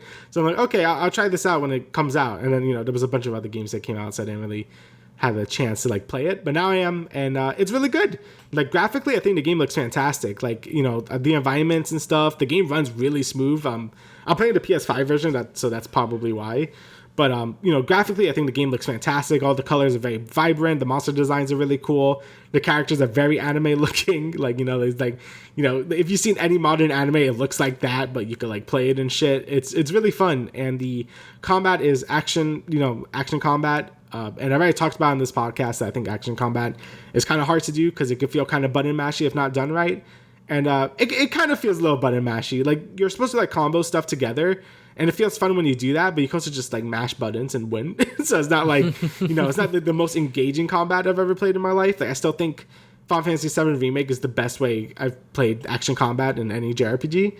But this works too. Like, it's fine. It's flashy. You do a bunch of cool super moves and stuff. The maps are fun to explore. It's very Xenoblade-esque, where you just run around, you collect materials, fight monsters and stuff. The storyline is kind of generic. Like, if you ever watch Code Geass, it's basically that, where it's like, oh, you have the evil empire, and then they're like taking over everything, but then you have the oppressed people who are sick of being oppressed, and then they're revolting and stuff. So another popular anime has done that, but I can't really say that because I think that's a spoiler if I say that, because that's like a kind of a twist. But yeah, it's kind of like that. So if you watch any of those, then it's basically that. Really tropey. Like, there's not too many like surprising things. Like, you can see twists happening a mile away. So yeah, the story is kind of like tropey, but it's still okay. Like, I'm still, you know, kind of invested in seeing what's going on and stuff. But it's really good. I can see why a lot of people really enjoyed it. I'm having a good time, so I'm excited to play the rest of it a little later. All right, so now we got some anime because I've really been slacking on anime. So, so the first one we got is Quintessential Quintuplets. Travis recommended this to me. Yes, sir. Yeah, so I watched the first season, and it's really good. You know, it's very meant to girlfriend-y, like in style, I guess. Like, you know, it's just like rom-com, harem sort of deal. And, you know, I don't watch a lot of these. Like, I really only watch meant to girlfriend in terms of that style genre. But this one's really good. I like how, you know, the show obviously it has all the harem stuff and has like some fan service and whatever. Like, you know, that's to be expected and that's fine. But I like how it goes into each of the sisters and like sort of like, you know, tells them your problems and stuff, and it's like, oh, like, you know, the main character wants to help them be better people and like how to like overcome whatever they're facing and stuff. And, you know, it could kind of have a wholesome edge to it, and I like that. You know, sort of just help them with their own problems. And of course you have your funny moments too and stuff. But I kind of do like how the main character doesn't feel like a uber like dickhead like what's his face from Meant to Girlfriend. Yeah, Futuro. Like, yeah, he's a cool dude. Like, he generally seems like he cares about them later in the series, because, you know, the whole premise of the show is like he meets one of them and he's like, okay, I'm just gonna use them for their money because he's getting paid to tutor them because they're stupid. But, you know, over time he actually does like start to care about each and every one of them, and, you know, that's really nice. And I think later in the series, like, you could tell they all really care about him and stuff, even though some of them are like Cinderella about it. But but yeah, I do think it's a nice angle for the show, and obviously the hook is like, oh, who does he marry at the end and stuff. So, you know, you kind of want to root for your favorite girl. I kind of like the MILF not MILF one. And I forgot her name. Ichika? Yeah, Ichika, and what's her face? The shy one. Miku? Is that her name? Miku? Yeah. I like those two are my favorite. Travis likes the Cinderella one, where I'm like, okay. Yes, do you know? I could tell she's the most popular one, I think. So. But yeah, overall, I think the show is really good. I really like all these moments, and I'm excited to watch season 2. I'm probably going to start it like probably after this podcast, honestly. So, yeah, really good. I really enjoy it. Yeah, and I love this shit, honestly. Yeah, as like comedy, romance, slice of life, get me in there. And the drama stuff, like, bro, season 2, you're ready. Get ready. Yeah, it has more drama, I guess. Yeah, because the first season doesn't really have too much drama. It's more like just getting to know everyone, which makes sense. You want like a good foundation. So I guess during the next season, they could start upping the drama and stuff, which is, you know, always good. All right, but next I have Demon Slayer season 2. So I watch all of them now because you know, the whole first half of the season was just a train arc again. Even though I watched the movie, so yeah, cool. But yeah, the Entertainment District arc has been really good so far. You know, I think you know, now that I'm watching the show again, I'm like, oh man, I really like, you know, the main trio. You know, I think the main trio of Demon Slayer is always really fun. They always get into different shenanigans and stuff. It's, you know, like they do a bunch of wacky shit. It's fun. The visuals are still really good. Like, I think the UFO table really does a good job mixing the 3D and you know, I'm sorry, the CG and the 2D stuff together. I know some people don't really like it. I think it could look a little not great in, like, you know, when Tanjiro is like, you know, CG for no reason for like 2 seconds. That's always gonna be a little weird. I don't know why they do that, but like, it seems to be like an artistic thing and not really like a budget thing. So I don't know why they keep doing that, but it doesn't happen enough to where it bothers me. Like, I think the main demon, which I don't know if I should say because like spoilers, but like the thing they do like looks really cool. Like, you know, whenever they do their attacks, I think that's really neat. And the new fight scene that happened in the newest episode was just like, oh, this shit was beautifully animated. Like, they do, like, you know, they always do such a good. I don't think it was like episode 19 levels, but it's getting there. You know, just like all the breathing techniques, like, and how they visualize it is always super cool. Like with the fire and the water, like it just looks so great. And in terms of the story, I think it's really cool too. The only really complaint I have is like they're kind of doing the thing what a lot of shonens do with Tanjiro, where it's like, well, I don't know if this is really a spoiler, but it's like, oh, my dad is important. Like, so it's like, okay, like I know a lot of other things that do that. I'm like, okay, I get it. But besides that, I think, you know, Demon Slayer is still really good. Like, it's kind of like how I feel about My Hero at first, where My Hero also doesn't really do too much new. It just does it really well. Obviously, My Hero doesn't do too many things too well anymore. But Demon Slayer is kind of like that now, where it's like, it's not going to blow your mind how unique it is, but it does what it does really well. And that's kind of what you watch it for, right? It's like a super solid shonen with great animation, a pretty good story, and that's what you watch it for. And that's still how I'm feeling about season 2, if not like a little more than season 1. Like I'm really enjoying it. So yeah, really, really enjoying it. And the intro is really good. So yeah. Yeah, I mean, Demon Slayer, you know, as a manga reader, I can't really say much, but season 2 is so far so good. It is super duper enjoyable, and I'm glad we are where we are right now, because a lot of people are getting excited about Demon Slayer again, and rightfully so, because the Entertainment District arc is pretty good, and you are seeing the good parts of it right now. So, but yeah, like you said, the animation, everything about Demon Slayer is back with Ufotable at the helm. So very, very exciting to see, you know, Tanjiro, Zenitsu, Inosuke, all of them back together, because, you know, the shenanigans that they get up to are still funny and hilarious. So yeah, Demon Slayer is still super duper fun. Now let's talk about my recent activities. The one game I've been playing a lot, other than Valorant, which I don't really want to talk about Valorant because, you know, it's Valorant. Fortnite. So Fortnite is a game that I have not played in many, many years, ever since it really came out. I think like season 3 was like the last season I played. But recently I picked it back up because certain things were happening in my life. So, you know, I was just playing it. And then the new Battle Pass came out and Spider-Man was a part of it. So I was like, oh, shit. Am I really going to play the Battle Pass to get Spider-Man? And I was like, I guess I am, because I'm not going to pay like $100 some to get to the end of the Battle Pass just to get the Spider-Man skin, you know?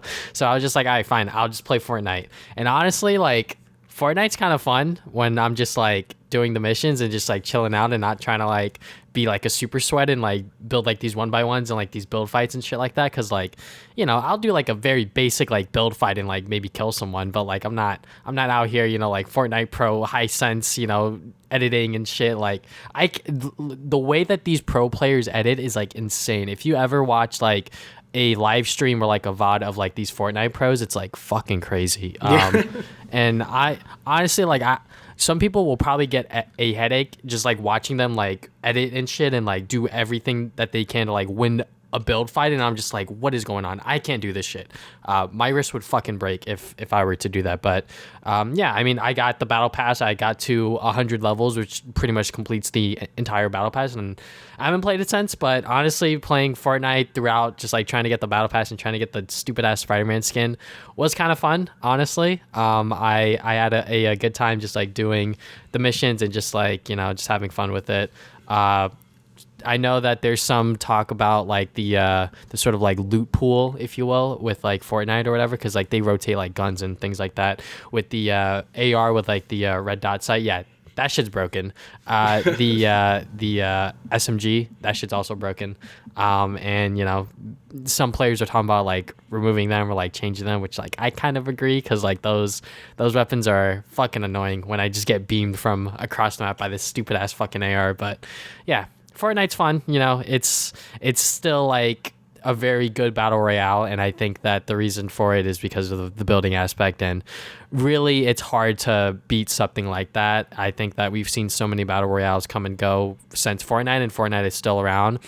Say what you will, it could be because of the collabs, it could be because Epic just has so much fucking money that they could just throw at it and it'll still be alive, and you know, there's still kids and still people playing it to this day, and I don't blame them, because Fortnite is kind of fun.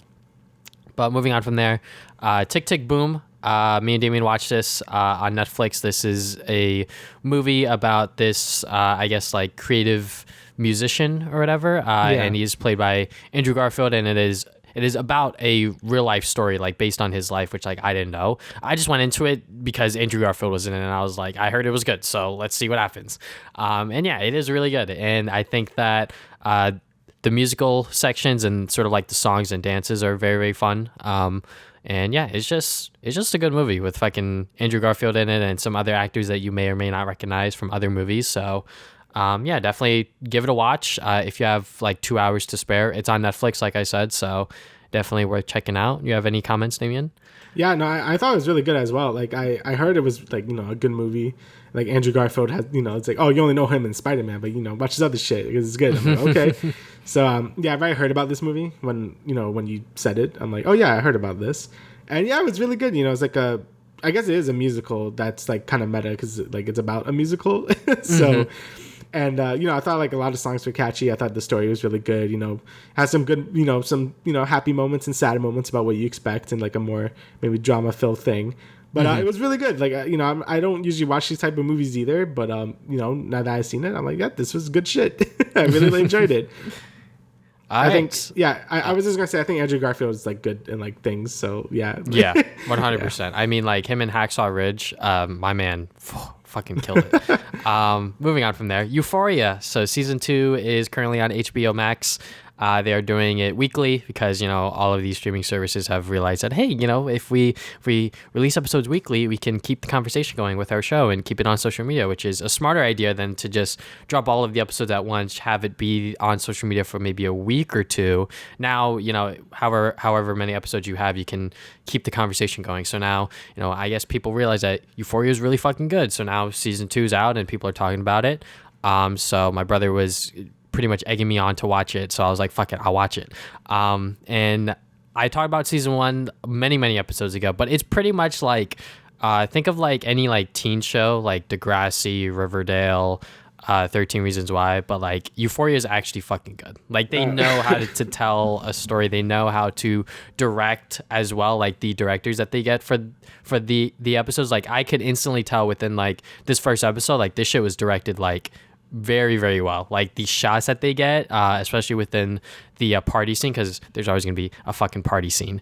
You know, those shots in that sort of like area was like so well done. And this first episode back for season 2 was pretty much what I expected. They are expanding on other characters. They are advancing the storyline. I don't remember too much about season 1. There are definitely certain like when I was watching it, I was like, all right, wait, who's that character's name? The only character I remembered was obviously like Zendaya, and a few others, but Euphoria is really good. Like if you have HBO Max and you haven't watched Euphoria yet, like just watch it. It is so good.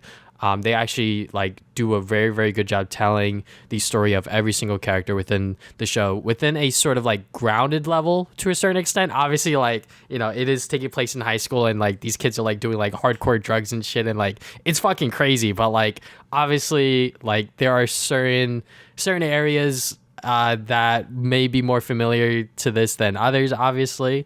And it is definitely going to the much more extreme route of like telling this story of like high schoolers doing like very bad things, clearly for entertainment, but at the same time like they do it really well. And I think that you know, if you haven't watched it yet, you should definitely check it out. Moving on from there, let's move on to some wholesome shit. So we got Komi Can't Communicate, the anime. It finally ended on Netflix. I definitely could have went online and like looked up you know, the final episode before it went on Netflix or whatever, but I decided to wait.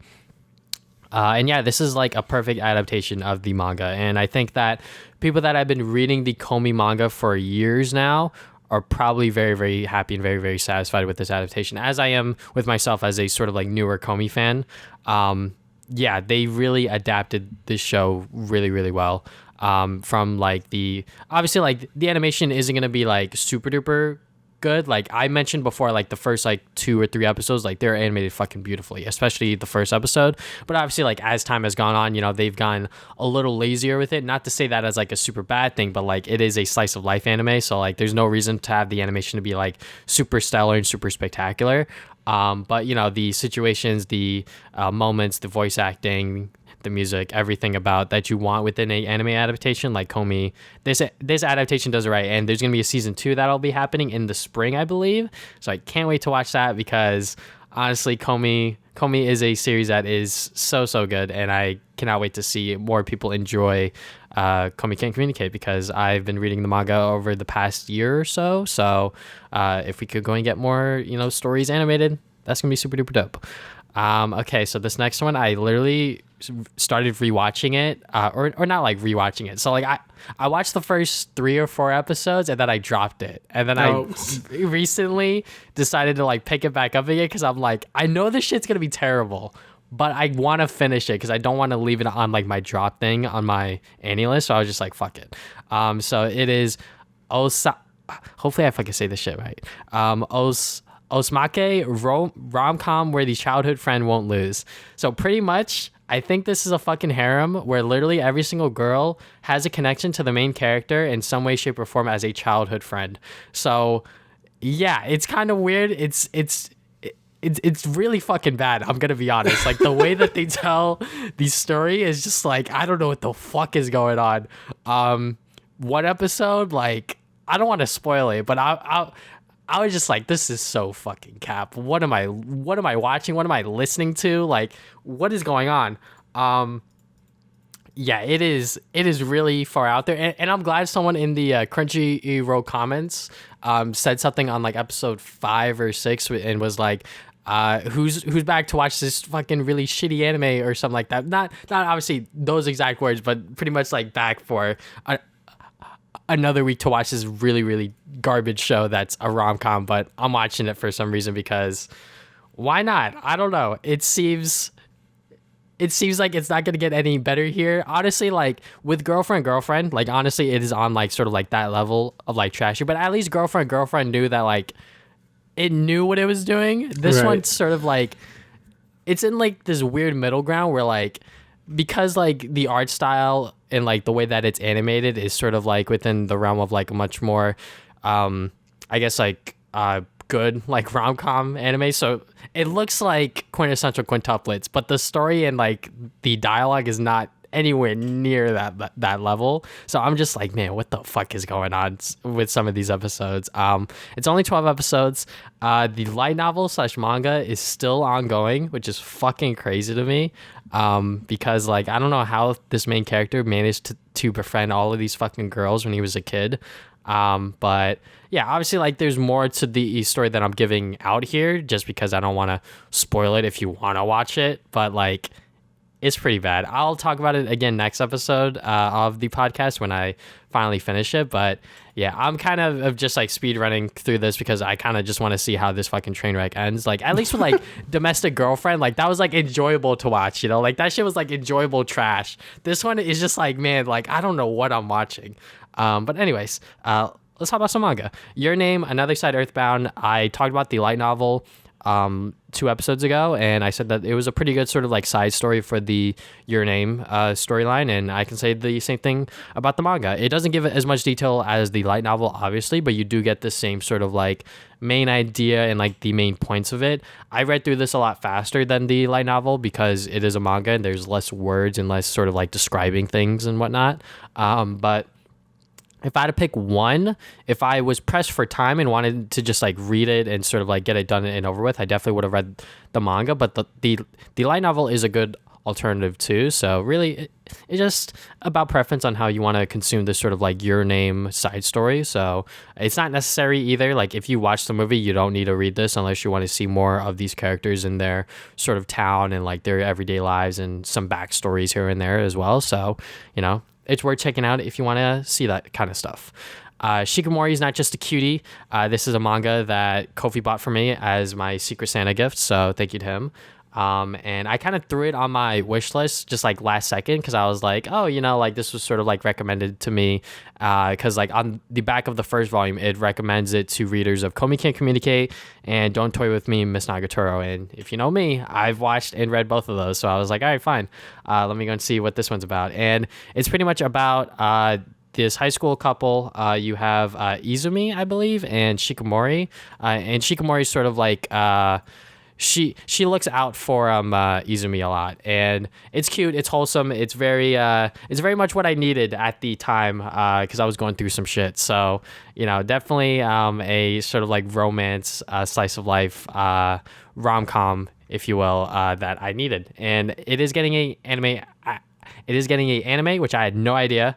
It is going to be coming out, I think, April. So that's kind of close, which is kind of exciting because I do want to see how this one's going to get adapted just because of how well Komi did. So, you know, getting another one of these sort of like, you know, cutesy romance slice of life comedy shows is going to be a lot of fun. And I think that this one is definitely worth checking out, especially if you like Komi, Nagatoro, Tagaki-san, etc. So, and then last thing we got here, Spy Family. So this is most likely going to be after Chainsaw Man, the newest sort of like shonen that's going to pop off. This is a weird shonen because it's not like an action shonen necessarily. It's more of a comedy slice of life sort of ordeal. So let me just describe it again to anyone that doesn't really know what Spy Family is. It's pretty much about this guy, Twilight. He's like a very renowned spy. And then he's tasked to infiltrate a sort of very high profile person, and he's going to do that through his kid. So what he has to do is that he has to form a family. So he gets a kid and he also gets a wife. And what he doesn't know is that the kid has a special power, and so does the wife. And, you know, there's obviously a lot of lying and a lot of funny moments because, like, as the reader, you know everything that's going on within a certain situation, and you could see them all lying to each other to a certain extent. And it's very funny when the kid Anna, because like she's like very cute and she has a telepathic ability, so she knows everything that the characters are thinking. So sometimes the characters are thinking some like out of pocket shit, and she's just sitting there as like a kid, like, what the fuck is going on? So yeah, when this anime comes out, which I believe it is gonna be in the spring as well, this shit's gonna be fun. Like, it is gonna be so funny, and I feel like that this series is gonna pop off once the anime comes out, if they do it right, because it is being worked on by, I believe, Cloverworks and Inwit Studios. So like, really, you can't go wrong with that. Yeah. So, you know, Spy Family, definitely when the anime comes out, definitely check it out, because I think that this one is worth seeing, because now I'm like 5.5 volumes deep. I'm working on volume 6, and you know, they keep making it more and more interesting somehow. I don't know why. And it is still super duper fun and super duper sort of like lighthearted, fun, funny still as well. So yeah, that is pretty much everything I've been doing. Now, last part of the show, we're gonna talk about the Twitch.tv TV watching meta. So, before we get into anything, Damian, what did you think about this quote unquote meta even being formed to begin with? All right, so I think this is really stupid. Honestly, when I saw, like, you know, Pokimane, I wasn't really aware this was really happening until Pokimane started streaming Avatar, where I'm like, okay, she's just straight up streaming Avatar. Like, I'm like, okay, she's mirrored it and everything. I'm like, what is this? Like 2008 YouTube, like when we cut things in 3 parts and shit and put it on YouTube. So yeah, I thought that was crazy. And then I figured out that everyone was doing it. People were watching like Hunter x Hunter and like MasterChef and shit. I'm like, what? And you know, usually I think the big companies always, like, they get too happy with the DMCA bans and stuff. You know, if someone shows like a tiny clip or react to a clip and then they get copyright strike, obviously that's bullshit and that shouldn't be a thing that happens. But I think the companies are in their right to like copyright these streamers because they're straight up just like, you know, streaming the whole goddamn thing. You know what I mean? I don't think that's, you know, that's a pretty natural thing to be like, okay, we won't do that as streamers. We won't like react to your whole episode content because, you know, that's your content, unless they have like a deal or whatever. Like maybe it's on Amazon Prime, because I know that you could do that if people have Amazon Prime. You could do that on Twitch or whatever. But if you're just straight up like, you know, streaming that content and you like flip it around because you know it's wrong, then yeah, you should probably be punished for it. And, you know, I think Pokimane game ban for 48 hours for it is totally justified, because, you know, it's fair. Like, you know, we all know you're not supposed to stream straight up content like that. Like, people don't blast, like, but they do blast music, but like not like super DMCA-able music. Like, people panic and say, oh shit, like, I can't put this music here, my whole VOD's gonna get muted. So yeah, like, obviously you can't do that with like a TV show either. I think that's well in the company's right. So yeah, I think it's really stupid. Plus, I think it's just lazy content as well. Like, I think that content is just lazy in general. Like, I don't mind it too much, but when you're straight up just watching stuff, like, I feel like that's a little too far.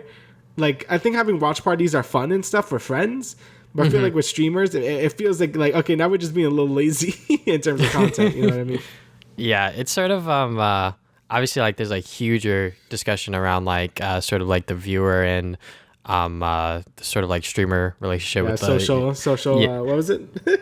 I forget what it was, but you know, that Andy. Parasocial relationship and all of that. But like, you know, our friend group, we had like this discussion on like sort of like React content and everything like that. And most of us, we don't really watch React content creators, I would say. Like, when it comes to like, you know, people watching like clips or whatever, or like, you know, funny YouTube videos, I'm just like, you know, like, I don't really like doing that, or like, I don't really like it when big streamers do that, because it's like, if they're streaming to like 20,000 people, right, that's 20,000 views that the content creator lost on, in a sense.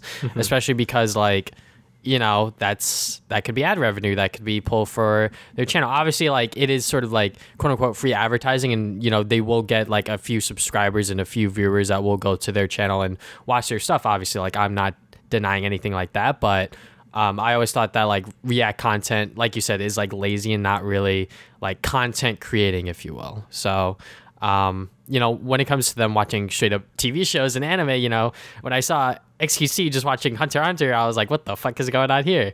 And then Disguised Toast watched pretty much all of Naruto. I think he obviously skipped the filler, but you know, him watching all of Naruto, I was just like, what the fuck is going on here? So yeah, and then when Pokey streamed Avatar, I was just like, well, I'm watching Avatar. I'm not really here for Pokey. Because, like, I don't really watch Pokimane like that. You know, like, I'll tune in every now and then to, like, see what she's doing. But, like, I'm not gonna sit down and watch, like, 2 to 3 hours of Pokimane. And the last time I did that was with Avatar. Before then, I can't even remember, honestly. So, you know, this whole like TV meta thing, I can't even believe that this was like a meta, quote unquote, because it just seems so ridiculous and so far out there, especially because like, you know, there were obviously some streamers like Moist Critical that was like, hey, you know, like you guys know you're not supposed to do this shit, and like no company in their right mind would allow this to happen. I would say, like, even if you were to like buy the Blu-ray and shit like that, you know, because like that's like 20,000 people you're streaming it to. So, you know, this whole like meta and everything going on with it just seems ridiculous. Not to say that I didn't participate in it. 100%. I was watching fucking Toes watch Naruto. I was watching Pokey watch Avatar and shit like that. But like, you know, sort of like the bigger story, which we'll get into later, but you know, them getting banned is justifiable, and I think that the company's, you know, actually doing something about this, and maybe even Twitch, you know, allowing this to happen for so long. You know, the fact that Toast was able to stream Naruto flipped for however many episodes, and then, you know, do it with Death Note as well was kind of ridiculous. But you know, we'll talk about the next part of the story when we get there. But, you know, them getting banned seems justifiable. And I think that React content, you know, people will watch it, which is sort of sad because, like, I don't think React content is, like, that good, in my opinion. I don't know. It just seems like, you know, them watching someone react to something isn't something that I would want to watch myself, you know? Yeah. That's probably just me and probably just us, obviously. But, you know, maybe there is some sort of appeal that I don't know about there. But you know, I don't mind, for example, when like CDawg VA, he has on his most viewed video for like his highlights channel for his streams, it's a watch and don't laugh, and like he'll donate like however much money to like charity. I don't mind those kinds of reactions just because like that's going to charity and there's like an actual like purpose there, you know, don't laugh sort of thing, you know. But like when it's just like Tosh is sitting there watching Naruto or whatever, I'm just like, he's not doing anything. What the fuck? You not know? transformative. Yeah, like Jeremy actually did like a stream where it was like he also did like a you laugh you lose, but he also did the if I laugh I donate money to charity. Like, you know, that seems like more incentive. Like as like, you know, you're putting yourself out there as a content creator while still like reacting to it. Like, you know you're doing something.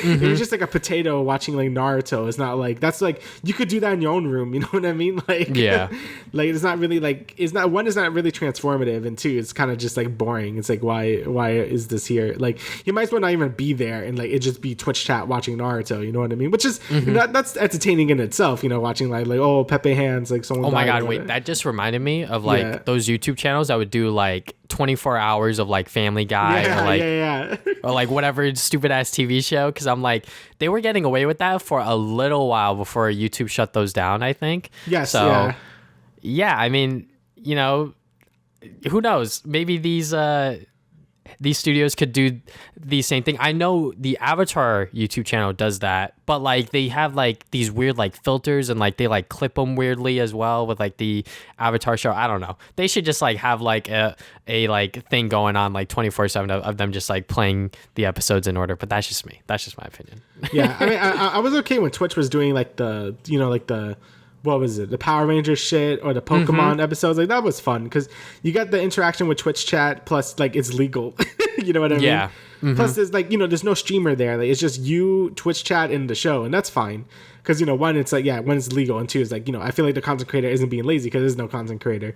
So yeah, I guess it's just a matter of taste and stuff, wherever you like this reaction content and stuff. I mean, I feel kind of the same way about more story-driven games too. Like, I don't really watch streamers play that stuff. Like, I'd rather play it myself because it kind of feels like a show anyway. But yeah, I know that's a little different, but yeah, I don't know. When I feel like it's more like I could just do this myself, then I don't need a streamer. So yeah. Yeah, I could definitely see people make the argument, because of Twitch chat, which like is fair, because like honestly, when I was watching Naruto with Toast, like, Twitch chat was definitely like the one of the reasons why I was watching it, because like people in Twitch chat, they know what's gonna happen next, and they just want to type some dumb shit or whatever. Same thing with Avatar with Poki, like people just typing in dumb shit, and I want to see that, and I want to laugh at it or whatever. So, but that's not enough for me to really support, or not like support these. What's the word I'm looking for? I guess I get behind it. I guess is like another way of saying it as well.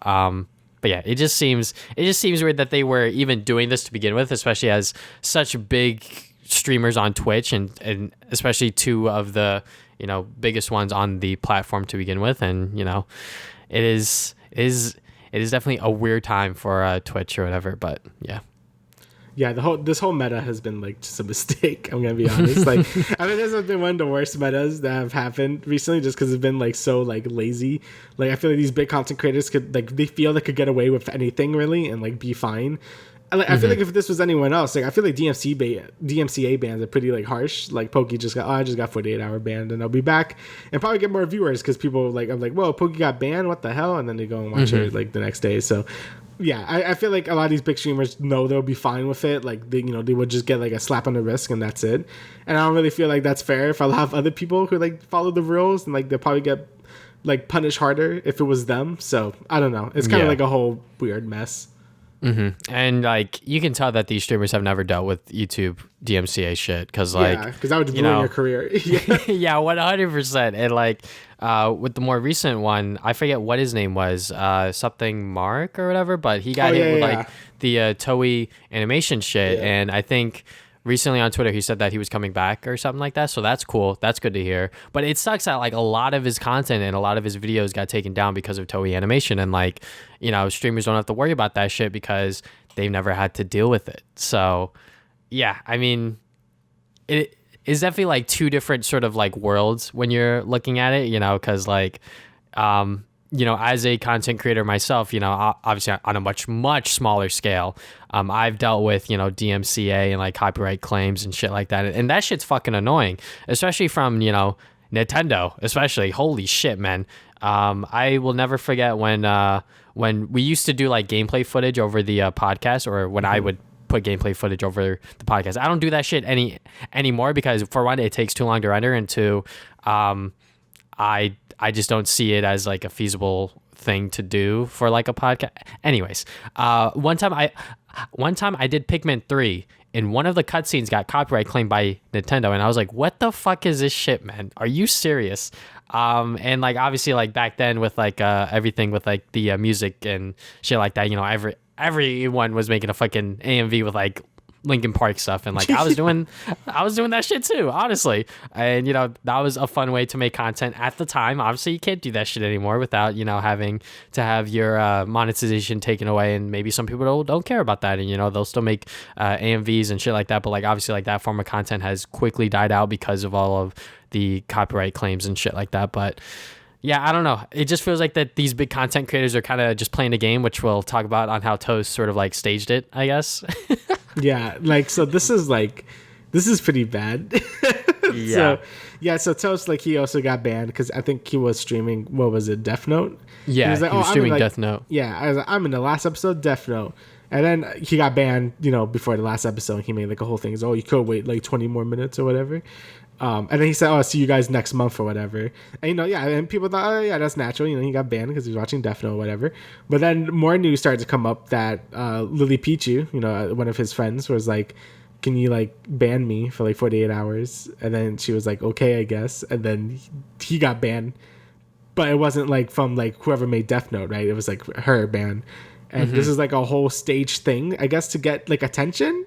I don't really understand what's the point of this, because one, Toast is very popular, and two, like, I don't know what kind of statement he's trying to make, because yeah, you stream content that's not your own, that's barely transformative, and then you're saying, oh, it's the company's fault. And usually I'm down for blaming the companies, because usually it is their faults, but at this point it kind of isn't, because again, you're streaming their content without really doing anything, and now you're trying to make some weird statement saying like, oh, like, yeah, it's their fault or whatever, and then like, I don't know. I just don't really understand what the point of any of this was. You know what I mean?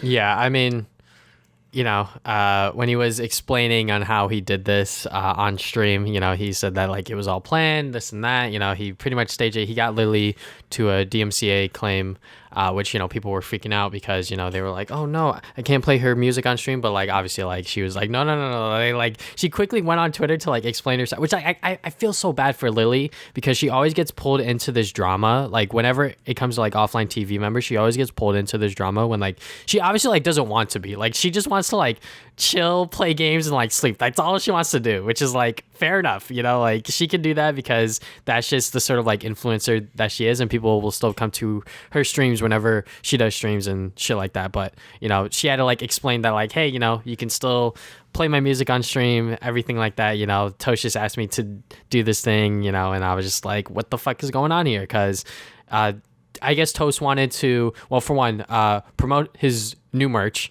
and two, he wanted to show on how, I guess, like broken the DMCA system is, which is like nothing new on Twitch. Yeah, you know, we like already that's, know it's bad. Yeah, we already knew that it was bad, especially since like it was like years ago where they were like, hey, you know, streamers can't play music on stream, and like a lot of streamers were just like, oh fuck it, I'll just continue playing music, and like obviously some of them, you know, got banned because of it, and people were like, yo, what the fuck? And then they started mass deleting VODs, and like that shit happened.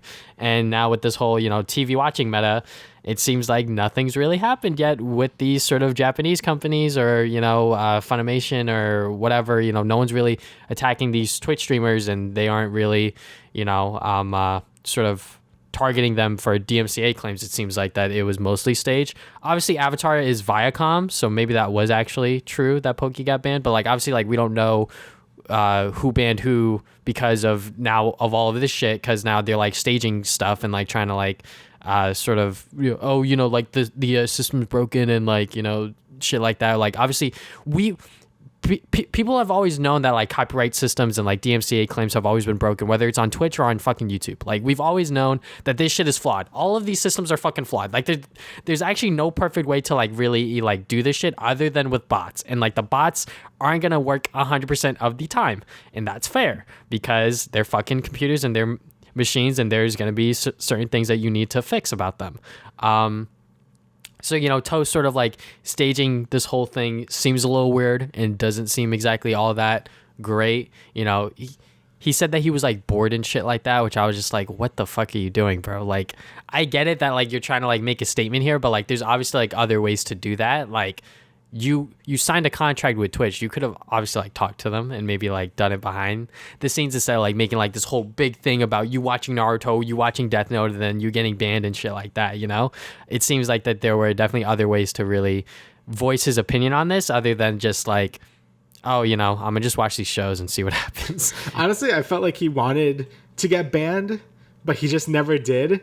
And now when Poki got banned, he's just like, oh, like that's what kind of wanted to happen to me, because I feel like he just wanted to make some weird statement, and then when he just didn't get banned for watching like all of Naruto and then Death Note, he's like, okay, I'll do it myself. And then he just did it. Like, I don't know, it kind of feels weird, like really weird chant, man. Like I don't know, I feel like it's mostly just for attention for himself and like just to like get like viewers on him and stuff. Again, these big streamers don't even need this amount of viewership, really. Like they're fine.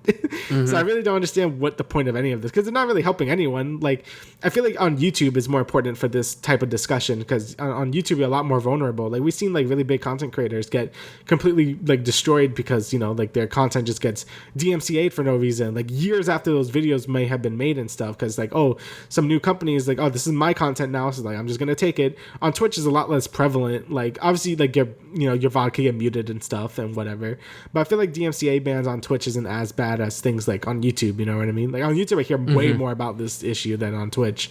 And the fact that Twitch streamers were streaming like MasterChef for like a month or whatever and then didn't get banned at all, like that, I think it's like the opposite issue on Twitch where I'm like, it's like you can do whatever you want.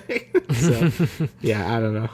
Yeah, Twitch has been the Wild West of streaming and gaming and just like online content creation in general for a long time. I mean, like when we were looking for a Pokimane stream of Avatar, we saw Amaranth playing fucking Just Dance and like some like very like, you know, pretty much not wearing clothes, if you will.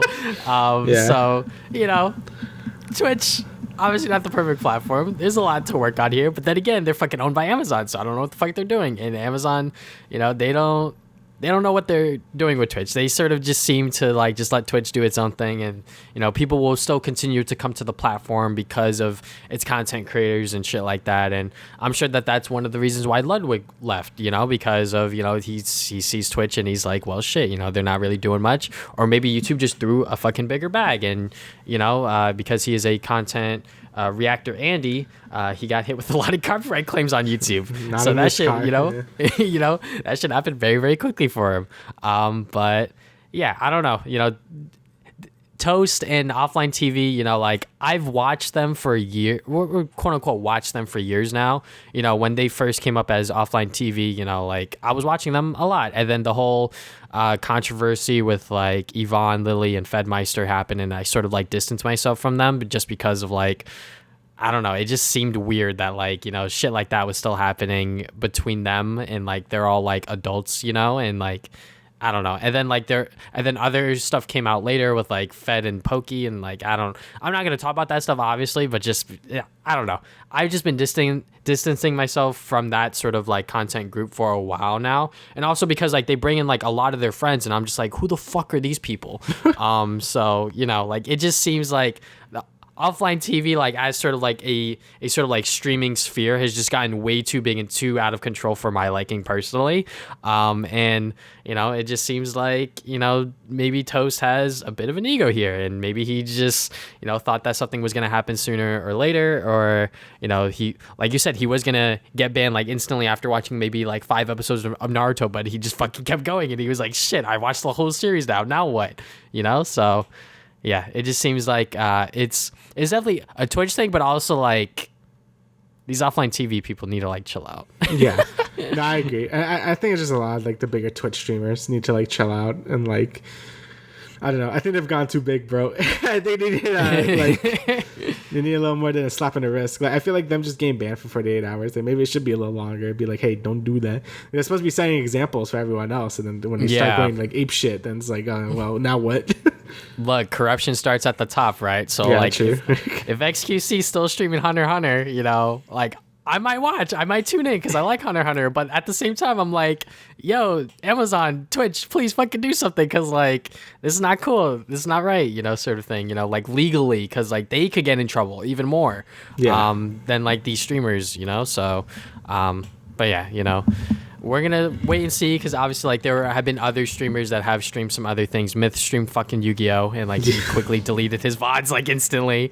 I think when Gosu came back, the League of Legends streamer, he was fucking streaming Code Geass, and he said there's nothing to see here, and I was like, all right, cool, bro, stream Code Geass, do what you want to do, you know.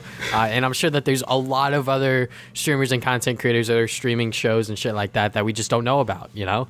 But you know, it is what it is, you know. React Andy content creators are a thing just because Twitch chat is funny and entertaining. People like watching that sort of stuff. So, but yeah, you know, I guess that's sort of our stance on it. It is what it is at this point. Yeah, at this point, we just gotta see the next new meta, and if it's even dumber than this one. So I'm just fucking tired talking about Twitch, and there's stupid ass shit that's going on in this stupid platform. But is there anything else you'd like to add, good sir? No, I think that's everything. All right, so thank you guys for listening to the first episode of the Travis and Damian podcast of 2022. We will see you guys 2 weeks from now with another episode. Later.